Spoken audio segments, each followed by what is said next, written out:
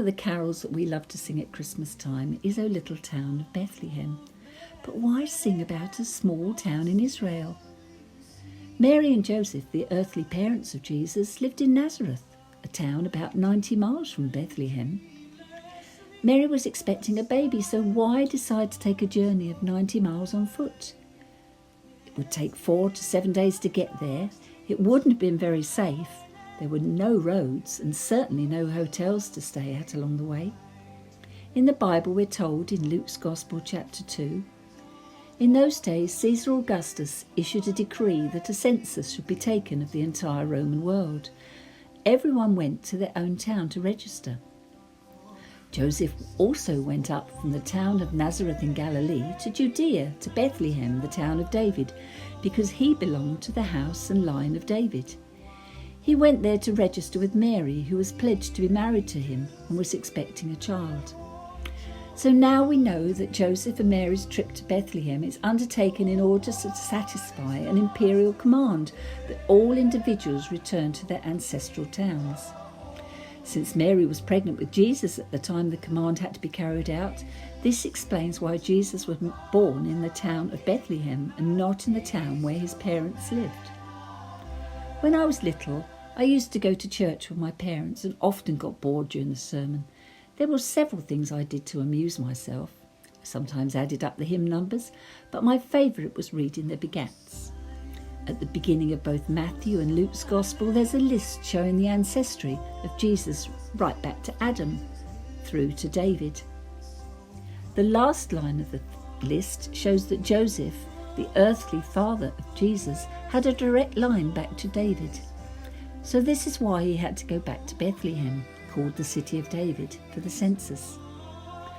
But why was it so important that Jesus was born in Bethlehem and not in Nazareth? In the years between 740 BC and 670 BC, there was a man called Micah, who was known as a prophet. He was a deeply religious man who spent much time talking and listening to God.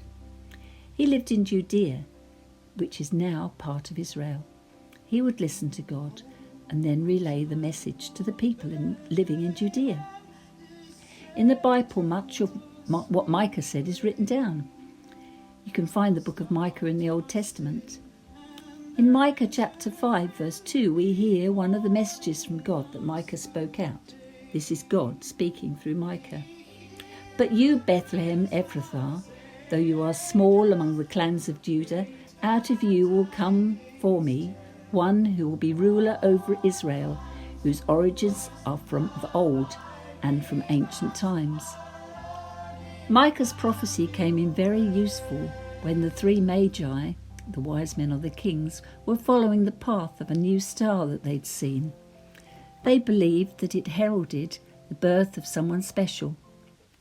In Matthew chapter 2, we read that the 3 magi came to Jerusalem as they assumed that a new king would be born in an important place where the king's palace was.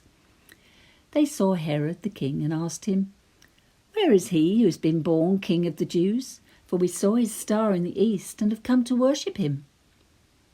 Herod called his advisers and asked them if they knew. They went to their scrolls and historic documents, and this is what the Bible says in Matthew chapter 2. When he had gathered all the chief priests and scribes of the people together, he inquired of them where the Christ was to be born. So they said to him, "In Bethlehem of Judea, for thus it is written by the prophet." So, following the advice, the Magi made their way to Bethlehem to give their gifts of gold and frankincense and myrrh to Jesus. So that is why we sing, "O Little Town of Bethlehem," once in royal David's city, and why the bells are ringing out in Bethlehem in the song Little Donkey. It was all part of God's plan. I've mentioned several verses in the Bible today. If you'd like to read them for yourself, then go to the New Testament and read the beginning of Matthew and or Luke's Gospel. If you don't have a Bible and would like one, then please contact the Chilton Hall Community Church. And I wish you all a very happy Christmas.